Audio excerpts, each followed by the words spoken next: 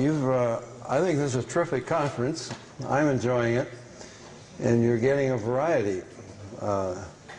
Nobody's saying the same thing, although there may be some slight overlapping. And I appreciated very much Brother Barnett's the first talk, and of course every one of them. And I was glad that he finally got to his 7th point. I thought I was going to have to give him point 8. I'm writing a book right now. It's called Cosmos, Creator, and Human Destiny. So I have read probably an awful lot of what people on both sides have said. And one of the things that I noticed is that the creationists, and it shocked me. John, you better get this to them. It has shocked me. They argue creation, and the evolutionists argue evolution, atheism and theism, back and forth from a scientific standpoint. But they all overlook. I've never found a creationist who uses point 7 that he gave. What is the great proof that the Bible is the Word of God? I'll just take you to a couple other verses he didn't take you to. Go to Isaiah 46, verses 9 and 10. I think you know these verses. Remember the former things of old, for I am God, and there is none else. I am God, and there is none like me. Declaring the end from the beginning, and from ancient times the things that are not yet done, saying, my counsel shall stand, and I will do all my pleasure. God says, I'm the God of prophecy. I will tell you what's going to happen before it happens. And when it does, you will have to acknowledge that I am God. Go back to Isaiah 42. Verse 9, behold, the former things are come to pass, and new things do I declare. Before they spring forth, I tell you of them. Now, the Bible is about 28% prophecy. I want to talk a little bit about Israel. Sorry that I have changed my topics around. Right now I'm talking about Israel, Islam, and the United Nations. Now, the Bible is about 28% prophecy. There are two major topics of prophecy: Israel and the Messiah. This book, you can check it out for yourself. You got a Bible. It's about 70% about Israel. Whoa, that must be a pretty important topic. 70% of the pages of this book are taken up with Israel. 203 times the God of the Bible is called the God of Israel. He certainly isn't Allah of the Quran, who hates Jews. Through Muhammad, well, Muhammad said, the last day will not come until the Muslims confront the Jews and the Muslims destroy them. In that day, I'm quoting him verbatim, this is from the Hadith, Sahih Bukhari Hadith, in that day, the rocks and the trees, Allah will give the rocks and the trees a voice, and they will cry out, O Muslim, O Abdullah, O servant of Allah, there is a Jew hiding behind me, come and kill him. Now, you don't know what the last day is. That's one of the 5 pillars of Islam. It's not talking about the last days the Bible talks about. This is the last day. This is the day when Muslims get resurrected. And what he says is, no Muslim can be resurrected until every Jew has been killed. That is Islam. That's the foundation of it. That's the basis of it. Now, I understand they would call that a hate crime here in Canada, so I expect the police to come running in any moment. We have a little news item that they will be passing out. Can you do that, Blair? That will shock you, something that happened right here in Toronto. You need to pray for this dear man. He simply complained that they're making a special place in public schools in Canada for Muslims to pray, but they won't do it for Christians. They won't do it for Jews. They won't do it for Buddhists. And he thought that that wasn't fair. Well, he now is on probation, and he has to take indoctrination from a Muslim imam who will tell him the truth about Islam. I guarantee you he will not tell him the truth about Islam. He will tell him the lie. I was debating, well, actually I didn't know it was going to be a debate. I was called to be on a secular show, radio in Washington, D.C. And the talk show host began something like this. Well, Mr. Hunt, what is your reaction to extremist Islam? I said, first of all, I object to the word extremist. These are not extremists. These are fundamentalists. Now, fundamentalism has a bad word, has a bad name. I'm a fundamentalist.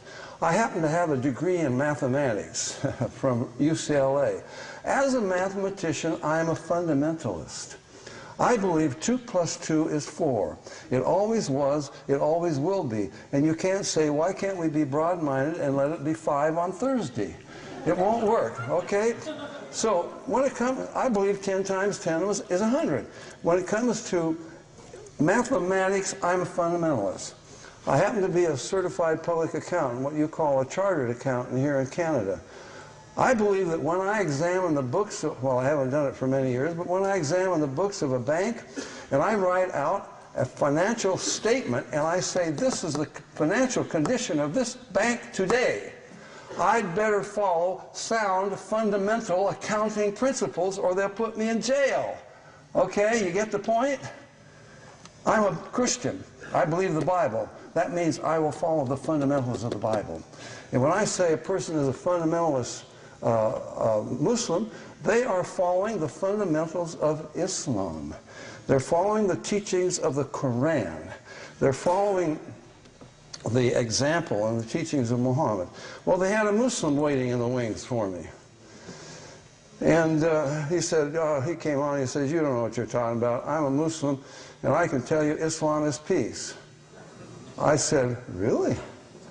Would you give me one example? Where did Islam ever, when and where did Islam ever bring peace? Absolute silence. Give me one example. I only asked for one example. Now you say Islam is peace. President Bush says Islam is peace. We hear it all the time. Give me one example. Where did Islam ever bring peace? Well, what was that 8-year war between Iran and Iraq? They used 1,000 tons of poison gas on one another. They killed as many as in World War I. Wasn't that Muslim against Muslim? What was that Gulf War about back there in 1990? They called us pagans to come down there and rescue Saudi Arabia. They had, wasn't that a Muslim who had already destroyed Kuwait, and he was on his way to burst through into Saudi Arabia? Wasn't that Islam against Islam? You know, it really is wonderful that Islam is peace, because if Islam were not peace, we would have some real problems over there in Iraq. Muslim is killing Muslim. Who are these warlords in Afghanistan? Aren't they all Muslims? Thank you. I forgot I bought a little water. Thank you. Well, he gave me a new one. That's very nice. I don't know what happened to the other one. Isn't that Muslim against Muslim? If the British and the Americans pulled out of Afghanistan, they are killing one another. Hasn't Islam been there for centuries? Why hasn't it brought peace yet? What's that 12-year war that was revolution, civil war that's been going on in Algeria? They've killed more than 100,000. Isn't that Muslim against Muslim? Well, tell me, where did Islam ever bring peace? I would like to know. Give me an example. It isn't true, okay? Now, my topic is Israel, Islam, and the United Nations. The major proof God gives that He is the true God and that the Bible is His Word is prophecy. He says, I will tell you what's going to happen before it happens. I will watch over history to make certain that it does, and when it does, you'll have to acknowledge that I'm God. Now, one of the, I don't know whether the man is still here, I hope he is, asked a good question.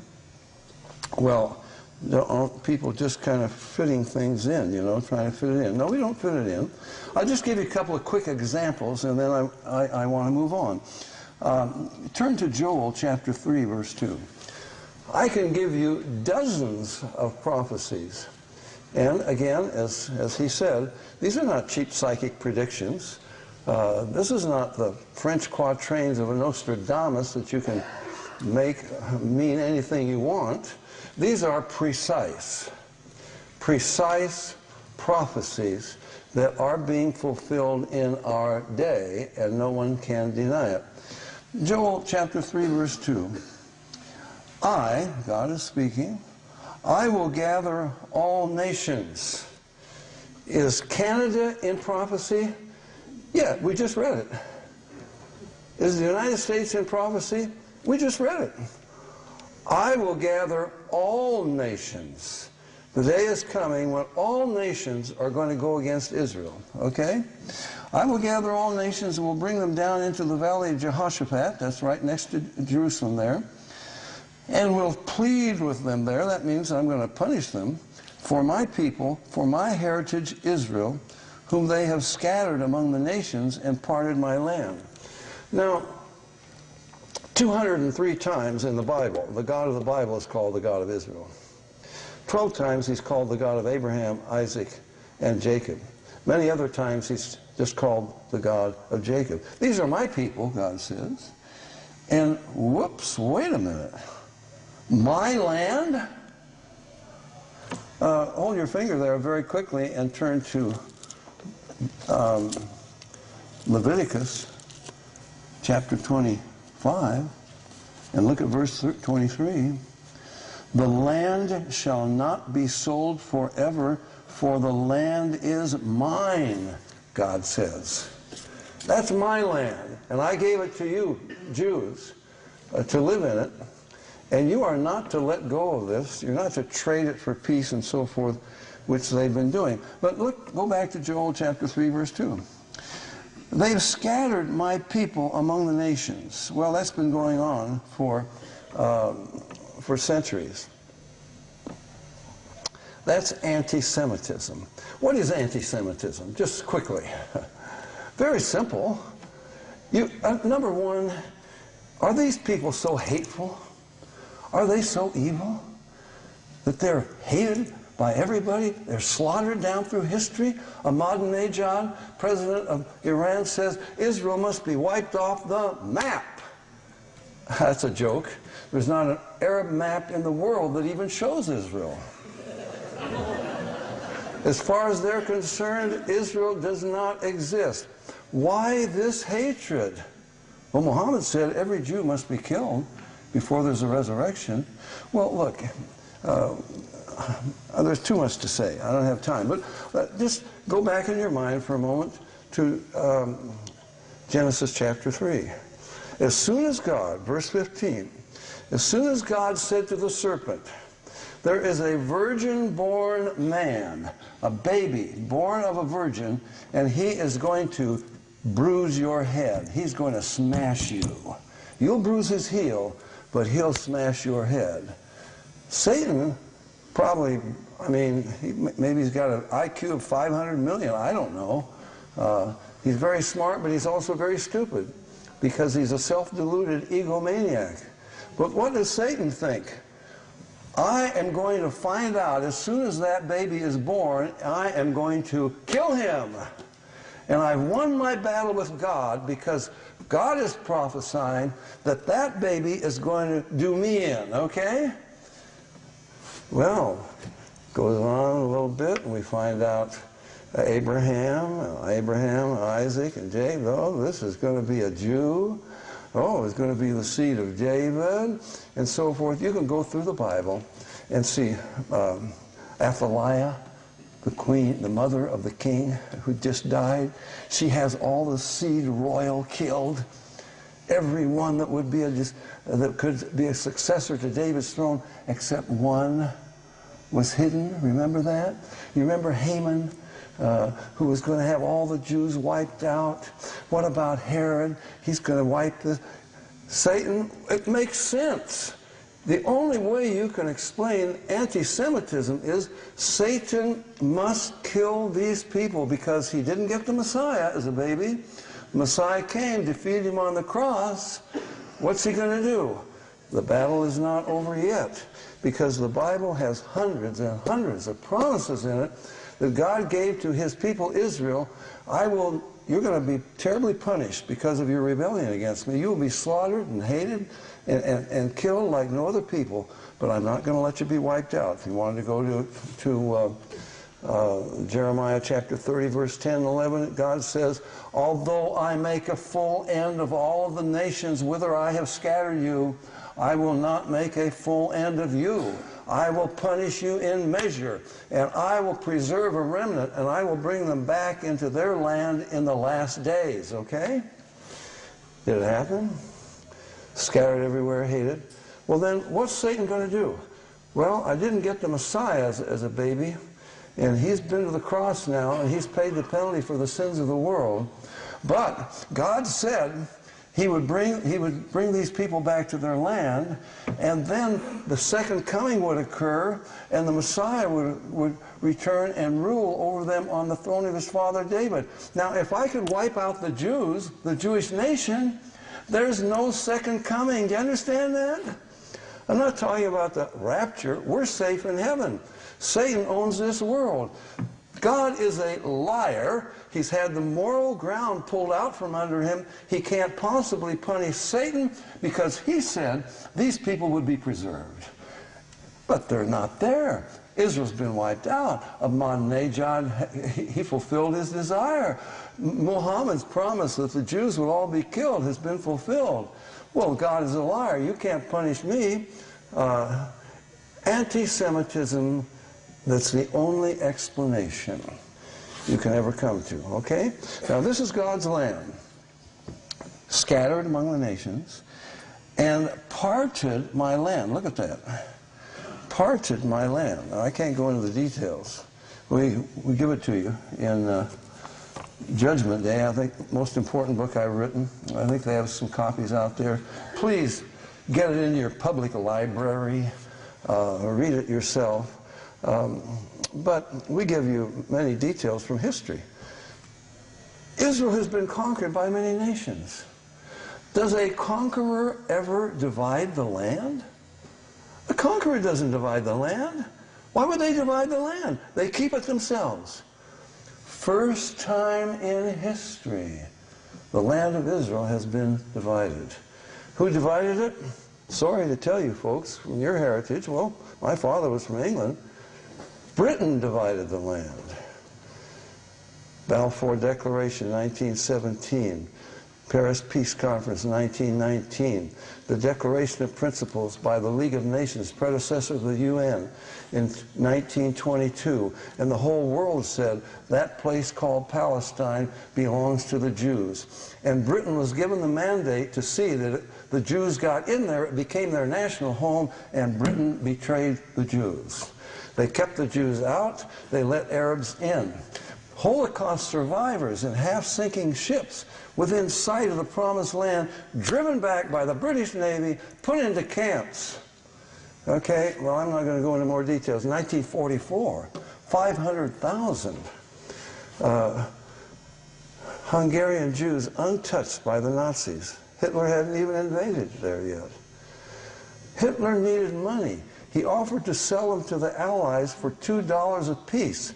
For $1 million, you could have saved 500,000 Jews from the ovens. Nobody would take them.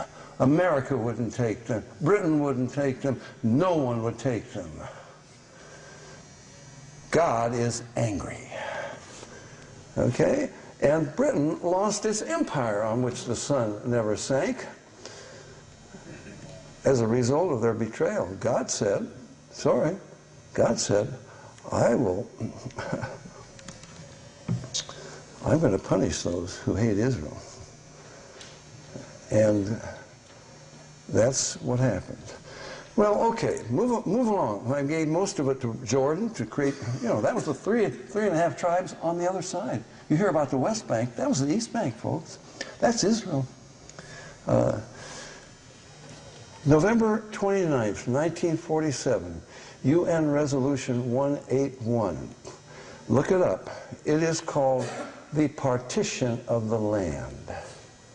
And the nations of this world joined to divide the land of Israel, and they gave Israel 13% of what they've been promised. And God says, I am angry.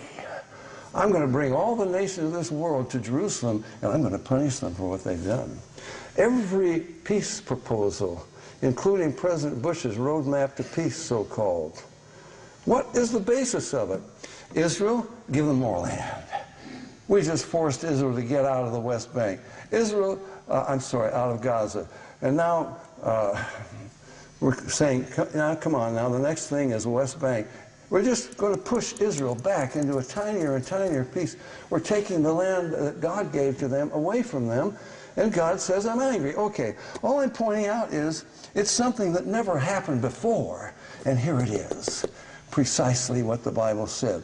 Go to Zechariah, chapter 12. Now, remember, Israel is the major topic. Why is Israel so important? Well, we talk about that a little more this evening when we talk about the resurrection. Look, the Messiah, and I'm not trying to be funny, a little facetious, the Messiah doesn't step off of a UFO and say, voila, here I am, worship me. How would you know who the Messiah is when he comes? He comes with a pedigree. He comes with a history. He comes with an ancestry. He comes with prophecies. We can trace him back to David, back to Abraham, okay? We know who the Messiah is. We know exactly who he would be when he comes. He comes in fulfillment of prophecy, all right?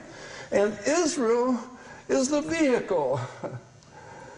Well, then Israel is very important, if for no other reason, for that reason, all right? Okay, look at Zechariah 12, verse 2. Behold, you get that same statement. God is speaking. I will make Jerusalem a cup of trembling unto all the people round about, when they shall be in the siege both against Judah and against Jerusalem. Oh, wait a minute. This is 2,500 years ago, folks. Jerusalem lay in ruins, had been destroyed by Nebuchadnezzar. And God is saying, let me tell you something. The day is coming, Jerusalem will be rebuilt. And Jerusalem will be surrounded by enemies. And every one of the neighbors surrounding Jerusalem is going to be allied together, united against Israel, against Judah, against Jerusalem. Look, you know your history. Israel had many enemies, the Babylonians, the Egyptians, the Syrians, you name them. They were never united together. They fought one another. Today, for the first time in history, exactly as the Bible said, all the neighbors surrounding Jerusalem, surrounding Israel, are united in a siege against Israel. Okay? What unites them? Islam. We'll talk about that in a minute. Verse 3. In that day will I make Jerusalem a burdensome stone for all people. Now, look,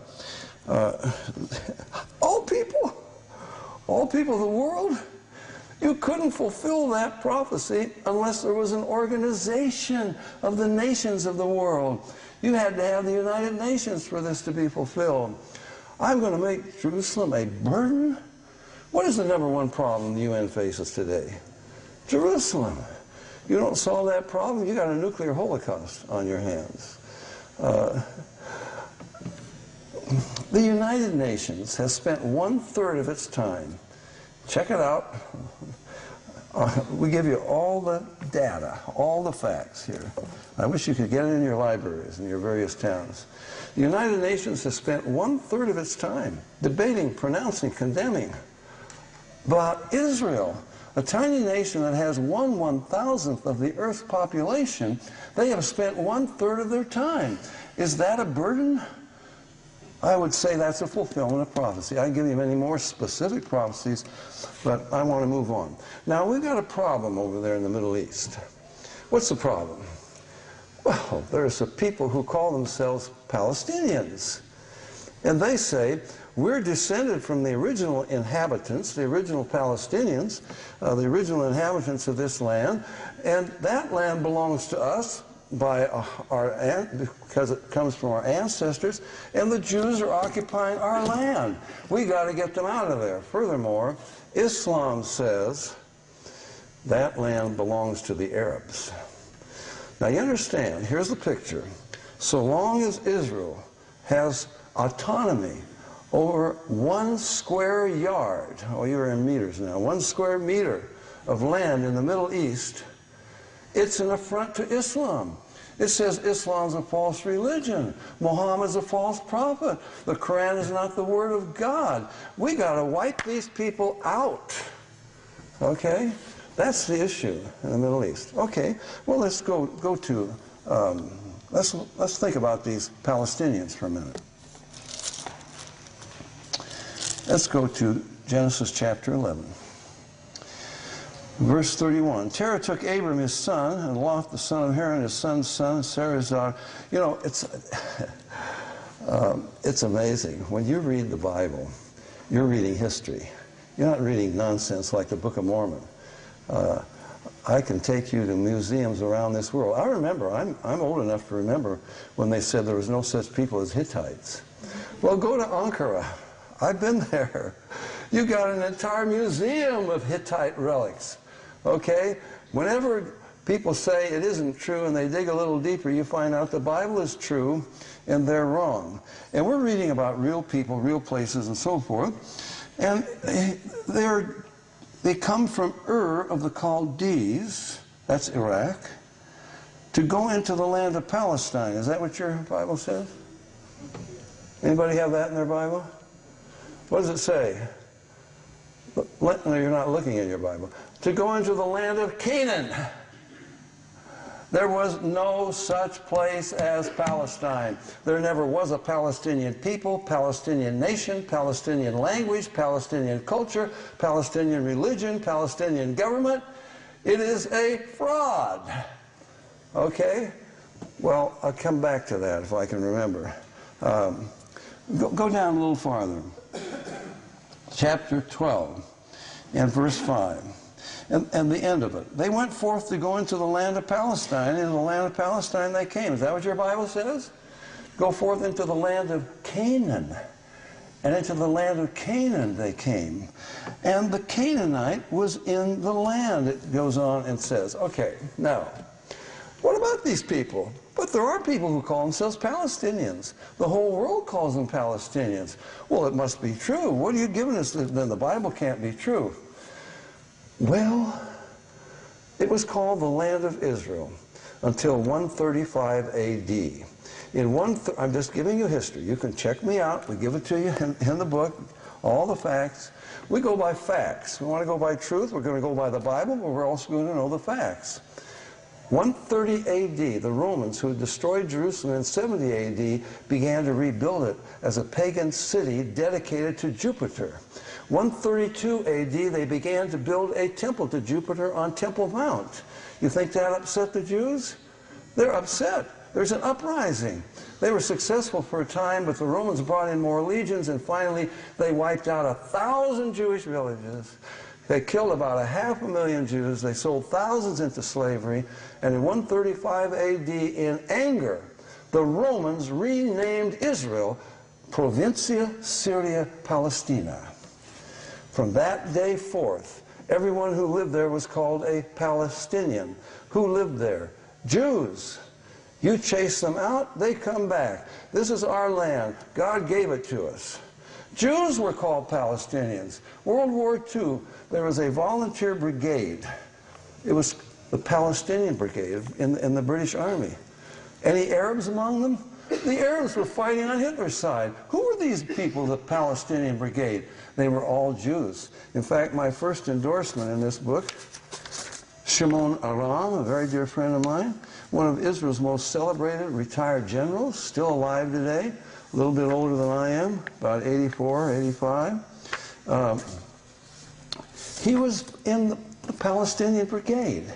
He's told me a lot about the Palestinian Brigade. There was a Palestinian Post, a Jewish newspaper, the Palestinian Symphony Orchestra, a Jewish orchestra.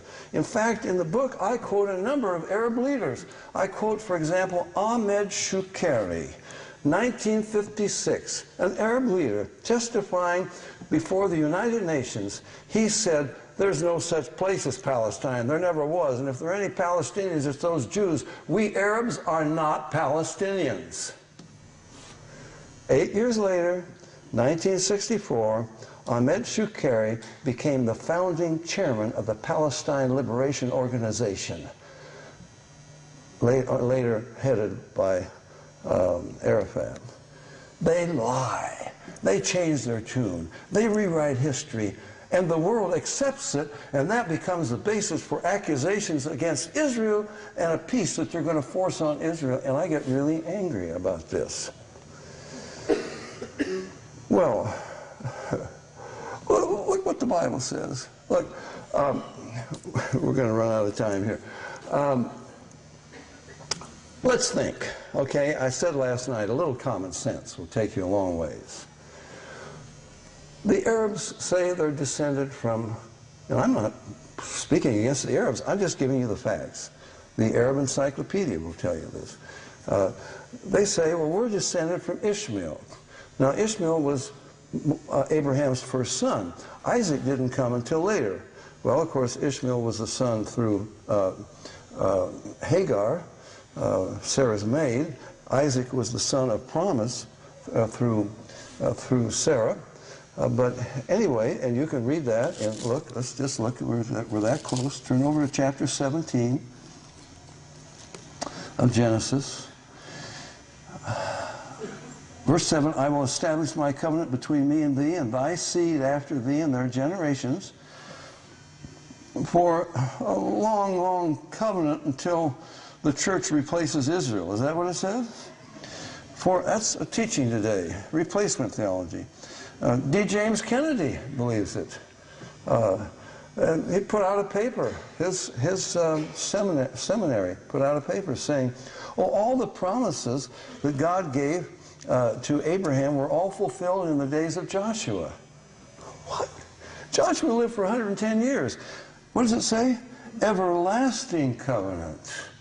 Okay?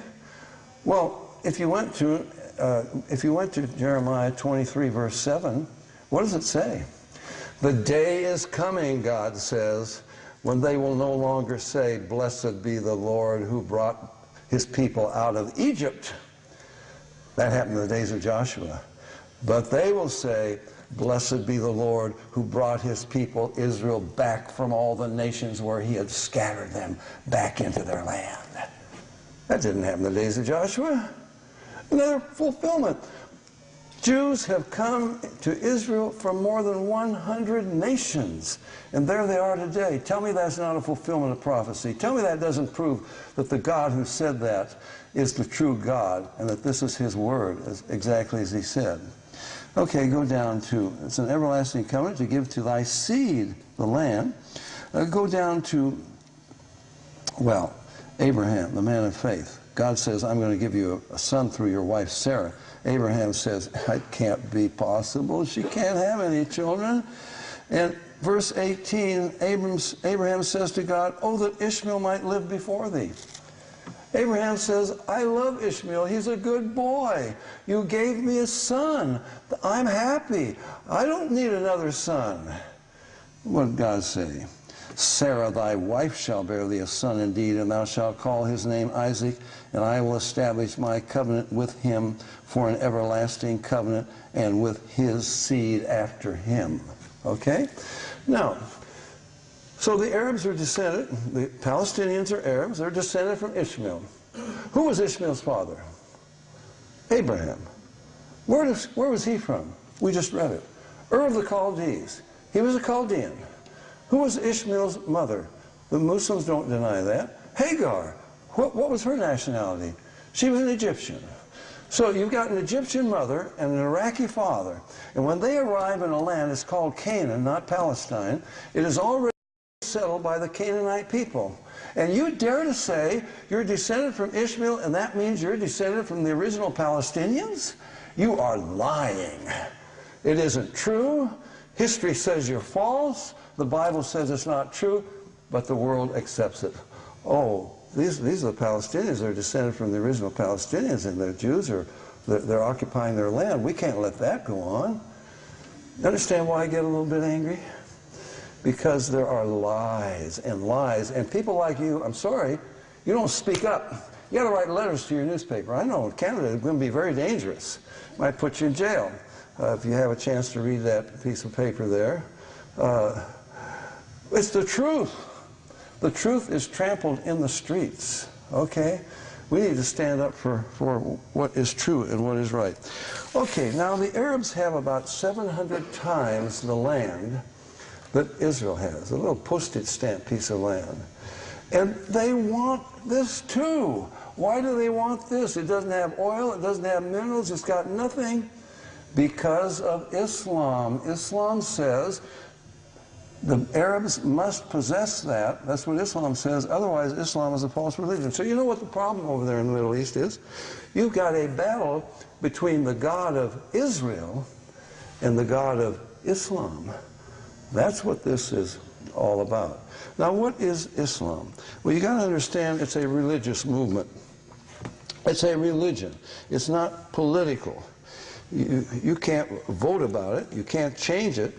It's an established religion. It's what I said to this man in Washington, D.C. on the radio. I said, you say Islam is peace? Now look, you want to make up a religion. You can make up any religion you want. But you cannot call it Islam. Because Islam is an established religion. It has its founding prophet. It has its scriptures. It has its history. You can't change all that. You can't make up something now and call it Islam. And I say the same thing to people who call themselves Christians. You want to make up a religion? Go ahead. Make up any religion you want. But don't you dare to call it Christianity. Unless you are a follower of Jesus Christ and of His Word, and you follow His example, and you've come to faith, you've come to a relationship with God through faith in Him. You believe He is who He claimed to be. You can't just make up something and call it Christianity, but words don't mean anything today. Peace doesn't mean peace. So this is what they're doing. Okay, now, some big problems here. Christ taught separation of church and state. Didn't he? Render to Caesar the things that are Caesar's, and to God the things that are God's. He's the first one that said that. Islam will not accept that.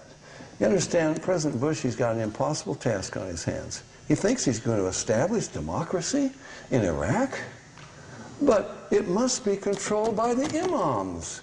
They must follow Islam. What have they done in the Sudan? This peaceful religion. They've established Sharia in Khartoum. That is following Islamic law. What was the result? They've slaughtered about 2 million blacks in southern Sudan because they're trying to force all of Sudan into Islam. That's what Muhammad said you had to do. Let me quote him. Muhammad said, Allah has commanded me to fight against all people until all people confess there is no God but Allah and Muhammad is his prophet. I was just in England, well, a few months ago now, giving talks all over England. I was in a place where, well, it was right next to a city, 70% Muslim. They have a Muslim mayor. They boast that they will be 100% Muslim. Of course, other people move out. They get uncomfortable. There's fear. And they say they will have a crescent shape of cities all across England, 100% Muslim, and they're going to adopt Sharia, Islamic law. Now, what does that mean? We don't have to argue about it. Go to Saudi Arabia. You want to know what Islam is? Go to Saudi Arabia. That's where it began. It's where its holiest sites are, Mecca and Medina. What is the situation in Saudi Arabia? No Jew can set foot in Saudi Arabia. Muhammad killed every Jew in Arabia except for those who escaped. Well, isn't that nice? Well, but in Israel, Arabic is an official language. They even speak Arabic in the Knesset. There are Arabs who are members of the Knesset. A little bit of a difference here now. You can't walk the streets of Saudi Arabia with a Bible. They'll throw you in prison. They'll throw you out of the country. You can't have a non-Muslim place of worship in Saudi Arabia. We allow them to build mosques here, and they become centers for planning the destruction of our countries.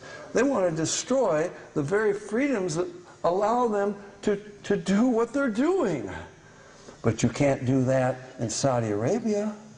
No non-Muslim place of worship can be built. No non-Muslim place, no non-Muslim religious ceremony can be held anywhere.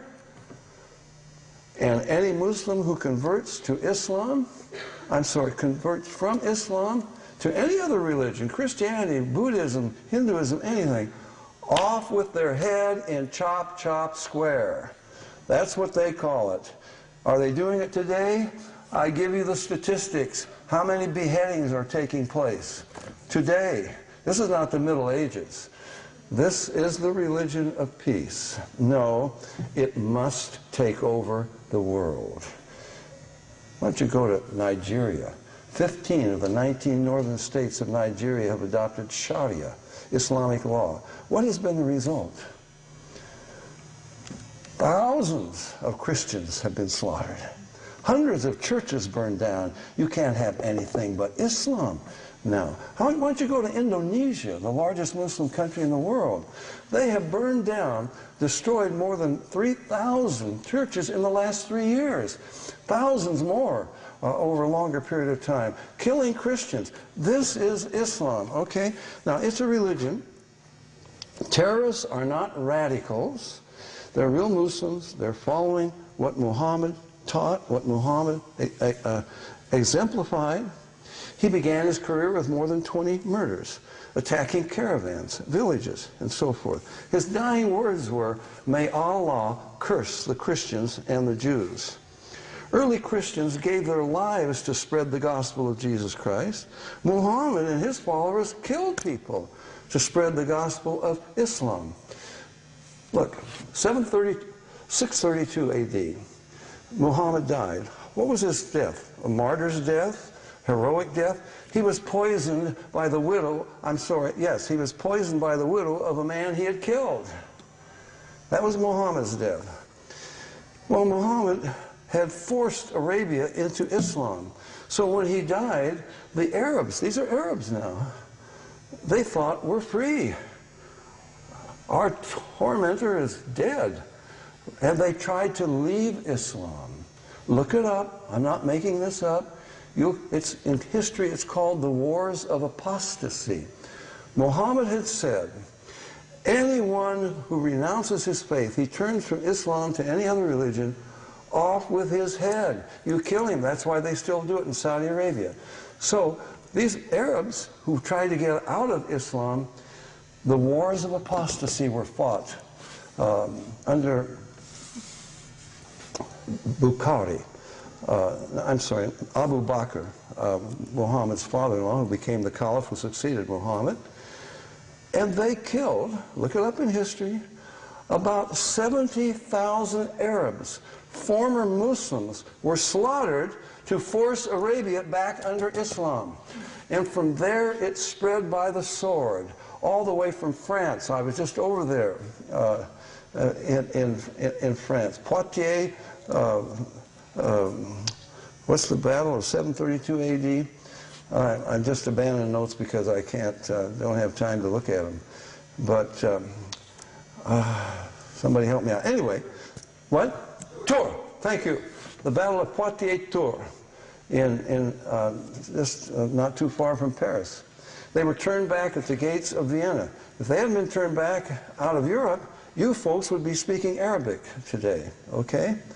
Because Muhammad said, Allah has commanded me to fight against all people until all people confess there's no God but Allah. Muhammad is his prophet. Okay, so They killed about 70,000 in Arabia. They went all the way from France to China. This religion of peace. Will Durant, one of the greatest historians, he says the takeover of India is the bloodiest story in history.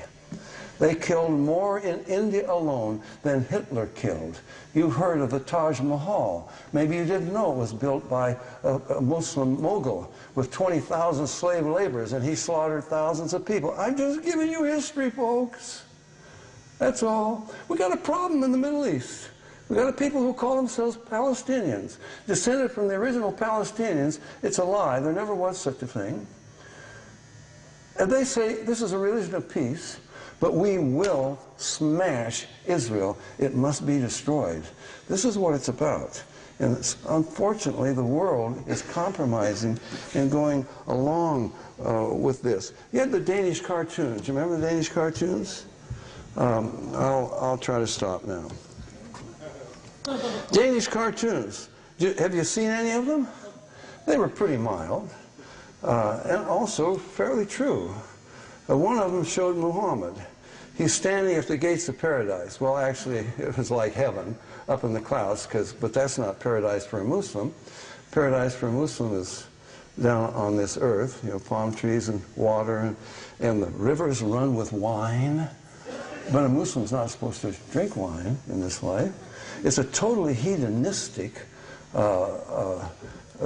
paradise. And you don't just have 70 virgins whose virginity returns every time you have sex with them. You could have thousands of them, and I can't go into those details. But this is why the guys that flew those planes in the Twin Towers, they thought they're instantly going to be in paradise with all of these virgins and so forth. No, it's not going to happen that way. But anyway, one of the Danish cartoons showed Muhammad. He's at the gates of paradise up on a cloud, which is not quite right. But anyway, and you've got suicide bombers lined up, and they're still smoking. And Muhammad says, "Wait, stop. We've just run out of virgins. Can't let any more in." Well, it's kind of funny, but it's pretty accurate. And what happened? The Muslims rioted all over the world. They burned down buildings. They killed people over this. Why you can't do that? Look at what you're doing. I mean, that's horrible. You shouldn't have these cartoons. Wait a minute. I never knew of a newspaper or a reporter or anyone, a commentator on TV or radio who said, wait a minute. Every day in Muslim countries across this world, there are cartoons far worse than that, depicting Jews as rats, vermin, and Nazis even. There is no justice in this world, and I get tired of it. People need to stand. There should be a cry of outrage around the world for the misrepresentation of Islam, claiming that it is peace. And they're forcing themselves on us everywhere. They want to put me in jail in Canada for speaking the truth? Okay, let them do it. But that's what it has come to. Well, it's a fulfillment of prophecy. And I didn't really get to where I wanted to get. But anyway, we're going to have to stop now and take some questions. Maybe you can ask me some questions that will get us further on. Can you explain why the world is compromising with Islam, why the whole world is doing this? Can I explain why people sin? Why people are greedy? Why they're selfish? Well, as I said, it's satanic. Satan is behind it. He's the God of this world. The whole world lies in the wicked one. And he's blinded the minds of those who believe not. It doesn't make sense. You can't explain it any other way. I defy anybody to come up with a rational explanation of anti-Semitism, the hatred of Israel. Look, I've been over there a number of times. I've been in the Arab countries as well as Israel. In the loudspeakers in the streets, the imams in the mosques, on TV, everywhere, it is hatred for Israel. Israel must be destroyed. If I could just, I left my book over there. But anyway, one of my friends who endorsed my book, he's a former Palestinian terrorist. He tells us he was raised in Palestine. He was raised in Bethlehem. He tells us what he was raised on, what they taught him as a child. His nursery rhymes were about flying heads and body parts and murder and dying for Allah. This is what he was raised on. Hatred of Israel. They must be destroyed. Now, I've been in Israel a number of times. I've never heard an Israeli vent hatred against the Muslims. They don't say Muslims must be killed, we got to take it over. So you say, how can it be so lopsided? It defies analysis. It's not rational. But there it is, exactly in fulfillment of the Bible prophecy. Right over here. After the rapture, how are they going to incorporate Islam into one world religion? I think they forgot what you said, brother. No, that's okay. Go for it. Well, now we get to something called the pre-trib rapture. In my opinion, this would be a very strong argument. I have arguments from the Bible as well. The Bible teaches it. Our brother, who was it, John, said it could happen at any time, imminency. There is no, in my opinion, there is no event that could possibly unite the world except the rapture. Where did they go? I don't know. 100 million people vanished. I don't know how many.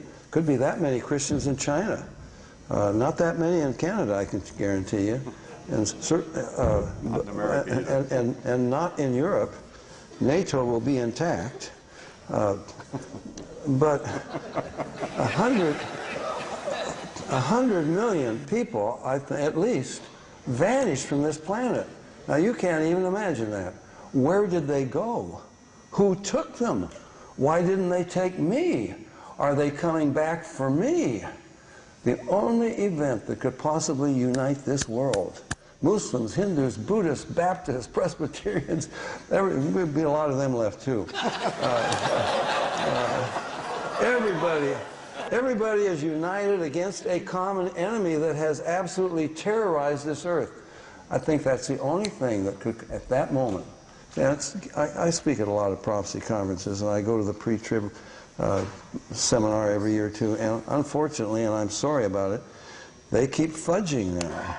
They used to say, well, the Antichrist, that's going to be the catalyst of this whole thing. Well, it could be months, it could be years, you know, after the rapture, before Antichrist sets up his kingdom.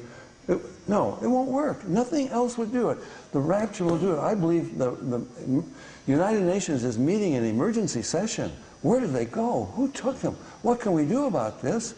And it's at that moment, Satan's man, he's always had a man ready, Satan's man steps to the fore. He can tell you where they went. I mean, I could give you a number of scenarios. Why? It was, beam me up, Scotty. You know, they were taken by some rogue civilization as slaves onto a slave planet out there. And I know where they went. I'm in contact with a intergalactic council, and I will get them back. You take my number on you, and that will be the pledge that you won't be taken, and I'm going to get the rest of, I mean, give you a lot of scenarios, but nothing would unite. And furthermore, one last thing, and I'm not dogmatic about this, I think the babies have gone. Jesus said, suffer the little children to come unto me, forbid them not. He said, I don't understand this, maybe you can explain it, brother, but Jesus said of babies, of little children, their angels do always behold the face of my Father in heaven. I don't know what that means, but I think they have a special place. These are innocent. And I don't think he's going to leave them to the tender mercies of the Antichrist. Muslims have lost their babies, their little children. Hindus, Buddhists, everybody. If that's the case, wow. That's going to unite this world in terror, and that's the catalyst for this man to step forward, in my opinion.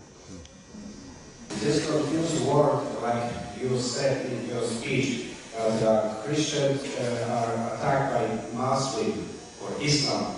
From the history, I know that also Christians were fighting against these Christians, and still fighting in England or all over the places, even here in our congregations, the so-called Christians, by words or whatever. And now, how to put these things together? President Bush is claiming that God told him to go to far. The other side is claiming also God told us. I believe that they serve one God, Satan the devil. Now, I don't know whether you meant they serve one God. Who's the one who serves one God? Both sides looks like the same. Muslims? Muslims and No. so-called Christians No. are claiming that they serving their God. Yeah. But who's that God? Looks like Yeah. one God, Satan the devil, because he's blind in their mind. Yeah. Jesus Christ said, true Christians never fall. Right. Okay. I never heard Bush say that God told him to do this, number one. He may claim to be a Christian, but he never said God told him to go in there and to do it, okay? Now, there is a big difference. You said Christians fighting Christians. Christians kill people. The Crusaders were not Christians. Right. They waved the cross. But what the Crusaders did, they did it in disobedience of Christ, disobedience of the Bible, disobedience of the example that Christ set. What the Muslim terrorist does, he does in obedience of the Quran, obedience of Muhammad and Muhammad's example, you see? So there's a big difference. Now, the Muslim would say, yeah, but what about the Jews? They went in there and they wiped out the Canaanites. Well, if you go to chapter 15 I wish I'd had time to get there, chapter 15 of Genesis, God says to Abraham, your seed that is going to inherit this land, they are going to be slaves in a foreign land for 400 years. Who are the slaves? The Jews. He identifies the seed that will inherit. Because, well, but Ishmael was a son, and so was Isaac. They had descendants. Which one is the seed? All right, the seed that will inherit this land, they will be slaves for 400 years in a foreign land. And then I will bring them out. Why does God say they'll be slaves for 400 years? Because the iniquity of the Amorites is not yet full. God sent the Jews. You get the boundaries of that land. He didn't say take over the world, like Muhammad says. He didn't say convert them with the sword. He said it's like Sodom and Gomorrah. 400 years from now, these Canaanites will be so evil that in my righteousness I'll be forced to wipe them out. And I'm going to use you to do that, and I will give you their land. Okay? Now, how do we know that this was the Jews that did it? How do we know they came out? I love the Bible. It is just fantastic. You cannot escape it. The Passover. Go to Exodus chapter 12. God says, I will give you a sign that you are the people. And he says, in the days to come, when your children ask you, why do we keep this Passover? You tell them, it's because we are descended from the people that God delivered from Egypt, okay? Now, who keeps the Passover today? Jews, not the Arabs, and so forth. And if you're not a Jew, you shouldn't keep the Passover. But anyway, I got a little off the subject, but they're not Christians who did that. Christians don't fight Christians. Jesus Christ as well. What? Jewish people rejected Jesus. That, of course they did. Of course they did, yes. Andrew Yeah. Barrett's going to talk about that next. He's a Jew, so listen to him. Next over here. Brother Dave, I can assure you that I have been praying for you because I think, I recognize for Dave, I think that certainly must be a marked man in some ways. I don't know if any Muslims are, but what I would ask you, you said there should be an outcry. What should I, as an individual Christian, as an individual believer, in a free land, be doing, aside from just praying fervently for Israel and the peace of Jerusalem? Yeah. Well, what should I be doing? What should even develop in ministry? They're strangely quiet. Well, so many ways. right. Well, you've got World Vision, for example. They're against Israel. Biggest Christian charitable organization in the world. They do nothing for Israel. They speak against Israel and so forth. But what should you and I be doing? It's not easy. I speak out on radio or television when I have the opportunity. I write letters to my newspaper. I'm from a little town of Bend, and I'll tell you how difficult it is. They have published my letters to the editor a number of times, but now when I wrote what I told you about the Danish cartoons, and they've got a whole page in our little newspaper about, oh, now there are courses in universities, the truth about Islam, you know. And I said, wait a minute, they don't tell you the truth about Islam. Let me tell you the truth about Islam. I did it in 250 words, my limit. They would not publish it. So I called the editor. Well, look, I'm an author of about 40 books. They're in 50 languages around the world. And I write a letter, which I think I worded very well, to the newspaper, and you won't publish my letter in your newspaper. It doesn't make sense. He would not explain to me why they wouldn't publish it, because they don't want to say anything against Islam, you see, but it's the truth. So you got a difficult task, but somehow speak out, write to your, I don't know what you call them here, your parliament members or whatever they are. Do everything you can to bring the truth. Please, I'm not trying to sell this book. We sell enough of them, but just get this in your libraries. Get it to whoever your top leaders are. Say, read this book. Now, let the Muslims read it. If there's anything in here that isn't the truth, then the writer will apologize. We'll revise it. But if you can't find any fault with this, then you better change the way you are acting towards Islam, because you're aiding and abetting them in their very thing that they say they're going to do. So, I don't know, do whatever you can. But it's not going to be easy, because they're going to be against you. Okay, question over here. Did you know that in the Jaclyn Glenn church, there are over 100 Iranians that have accepted Christ as their Savior? I didn't know that, praise God. There are a lot of Iranians who have come to Christ. That's where I'll be speaking Sunday morning, Bayview Glen Church. And there's been a revival in Iran, and actually in Sudan, because they see what Islam really is. There's an underground church in Afghanistan. I'm in touch with people who are involved over there.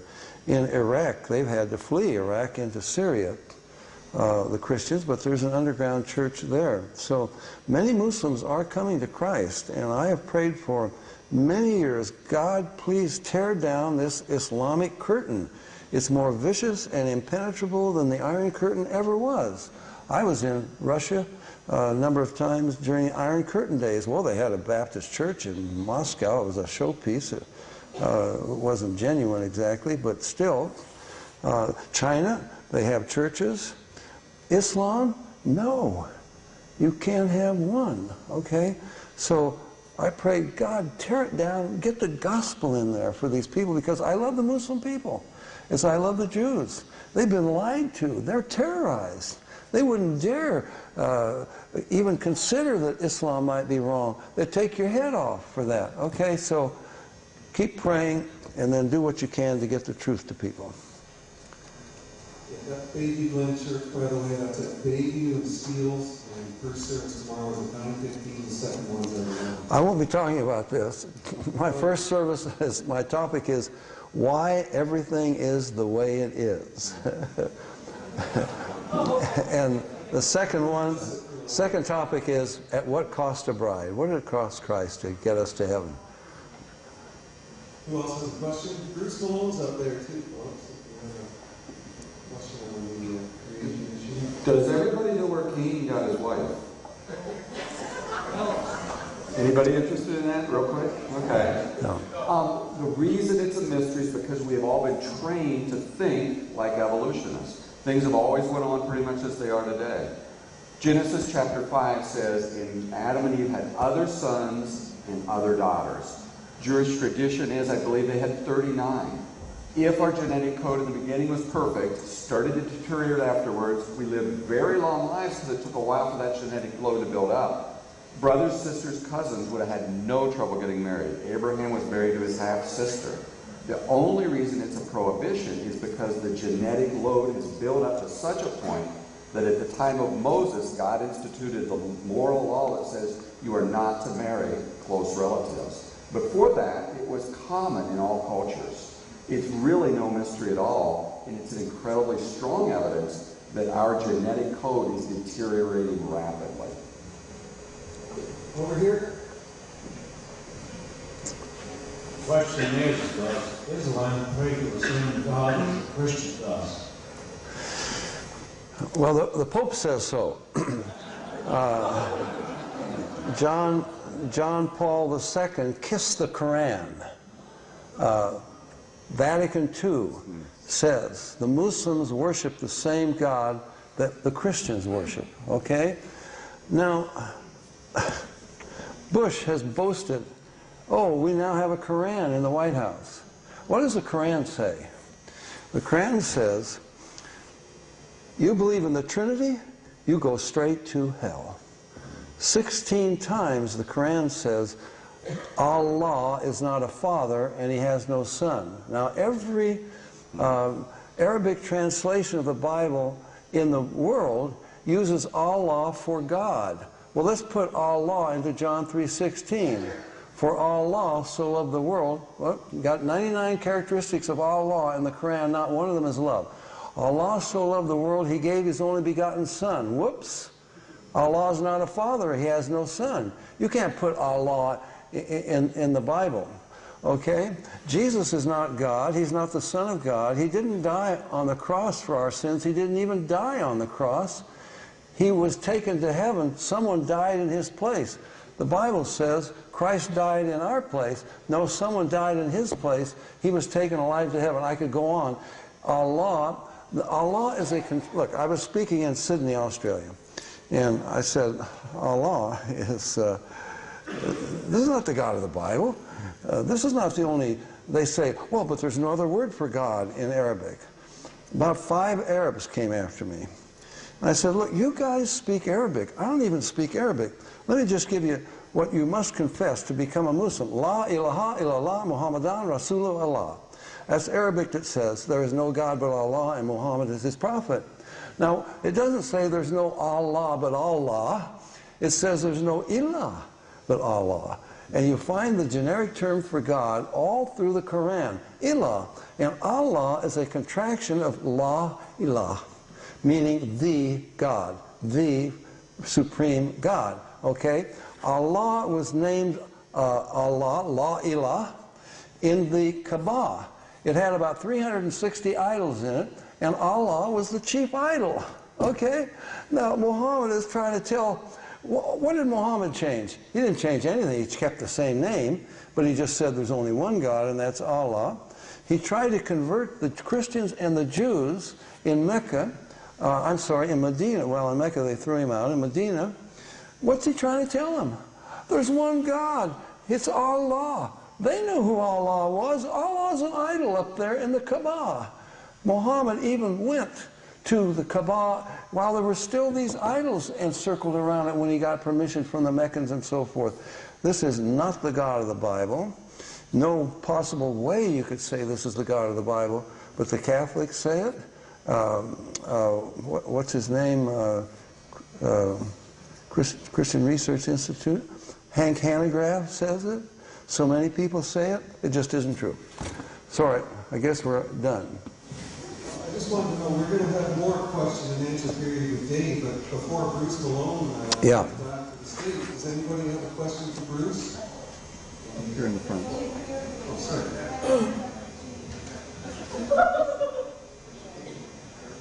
I have a paleontologist friend who, when we got to discussing about intelligent design and stuff like that, and I mentioned that book written by Frank Collins, and he said that his comment was that the science behind the so-called intelligent design movement isn't good science. And he said that Francis Collins. Sorry? Yeah.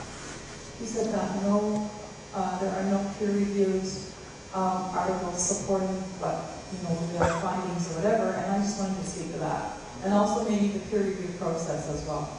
Well, it's very easy for those folks who oppose allowing students to see the evidence for creation to say there's no science backing intelligent design, because they have defined science as excluding any evidence that points to an intelligent designer. If it points to an intelligent designer, it is not science. So they can say there are no scientists and no science that support,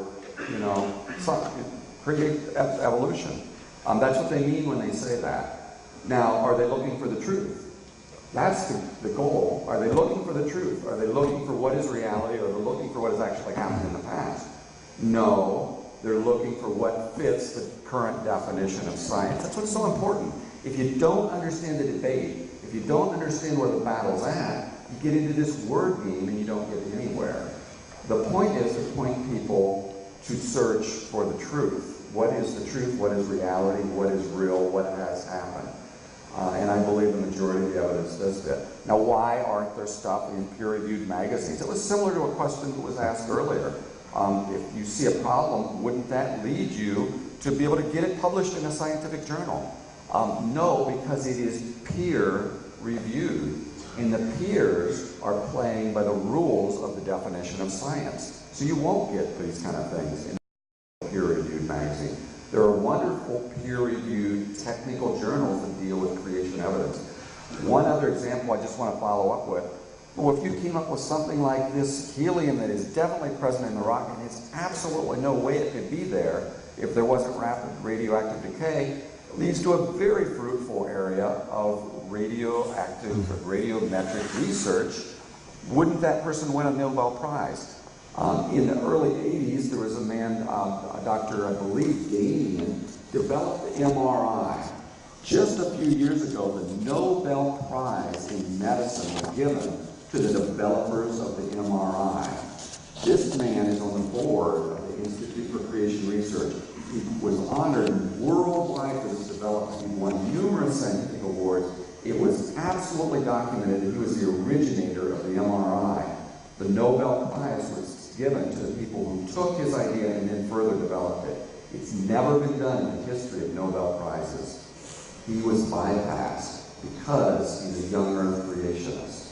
So no, the scientific community is not going to open up to this sort of idea until there's a grassroots understanding from the Christians to teach the truth to our young people. Otherwise, they're just going to be led astray, and that's exactly what's going on. Amen. Thank you, gentlemen.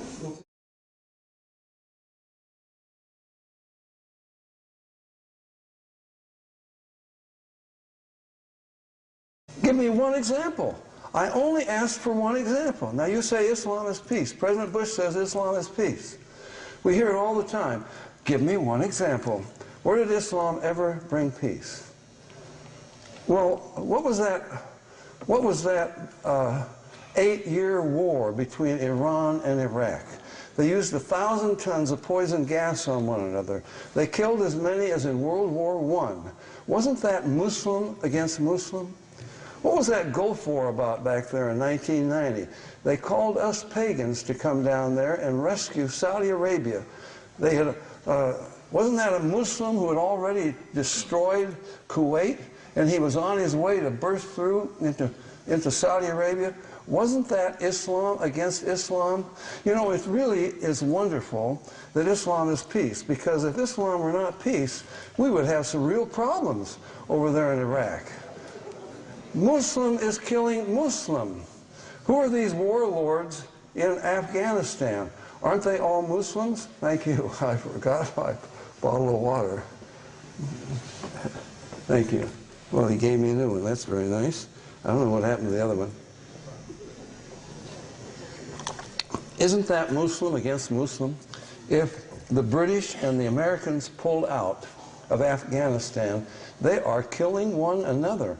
Hasn't Islam been there for centuries? Why hasn't it brought peace yet? What's that 12-year war that was revolution, civil war that's been going on in Algeria? They've killed more than 100,000. Isn't that Muslim against Muslim?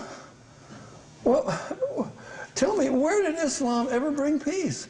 I would like to know. Give me an example.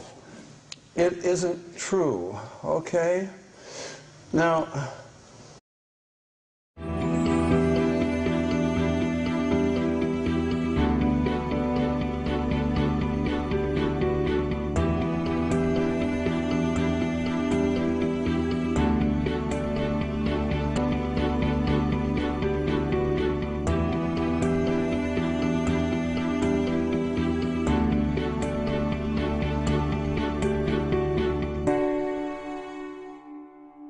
well, I think this is a terrific conference.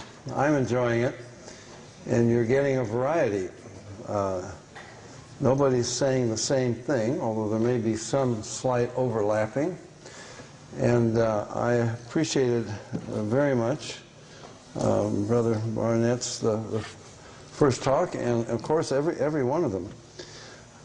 And I was glad that he finally got to his 7th point. I thought I was going to have to give him point 8.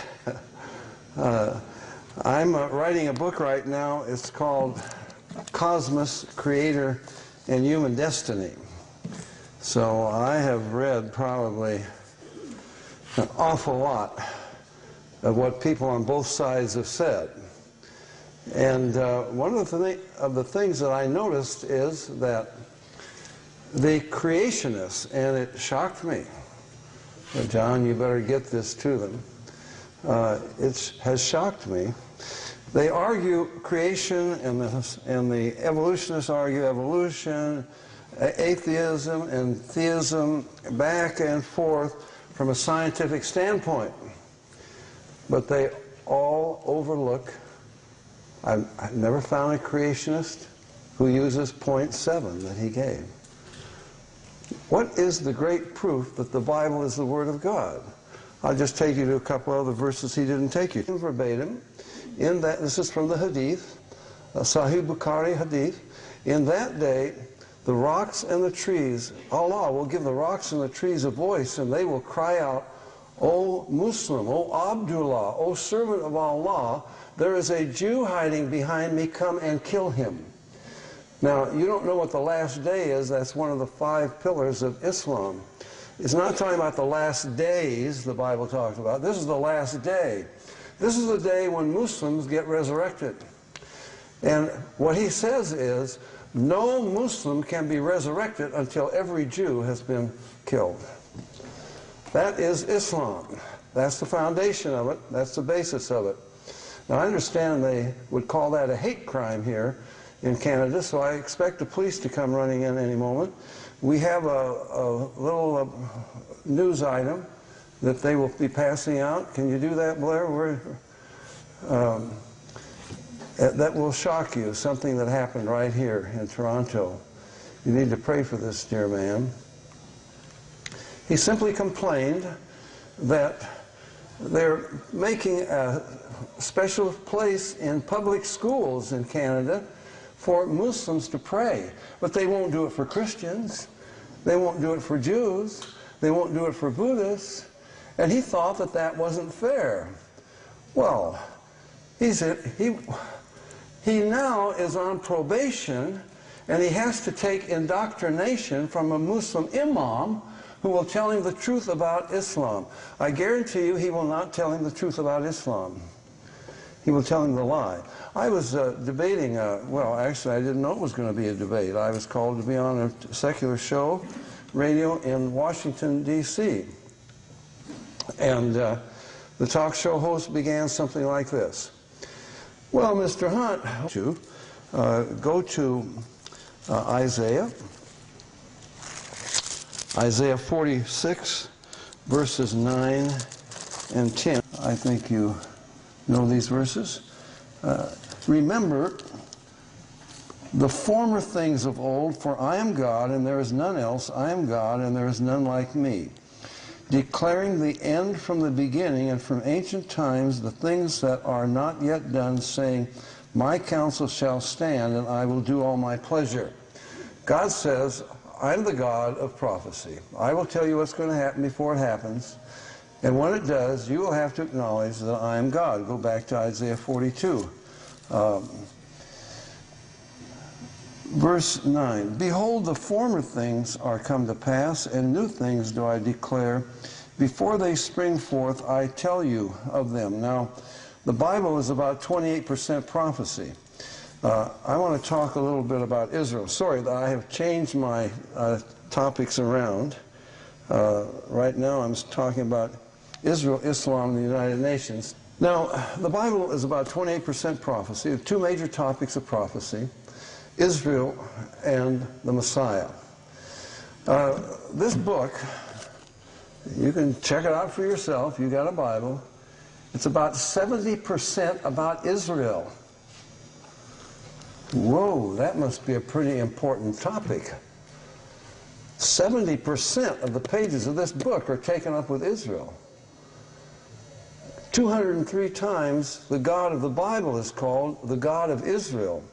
He certainly isn't Allah of the Quran, who hates Jews. Through Muhammad, well, Muhammad said, the last day will not come until the Muslims confront the Jews and the Muslims destroy them. In that day, I'm quoting, what is your reaction to extremist Islam? I said, first of all, I object to the word extremist. These are not extremists. These are fundamentalists. Now, fundamentalism has a bad word, has a bad name. I'm a fundamentalist. I happen to have a degree in mathematics from UCLA. As a mathematician, I'm a fundamentalist. I believe 2 + 2 is 4. It always was, it always will be. And you can't say, why can't we be broad-minded and let it be 5 on Thursday? It won't work, okay? So when it comes, I believe 10 times 10 is 100. When it comes to mathematics, I'm a fundamentalist. I happen to be a certified public accountant, what you call a chartered accountant here in Canada.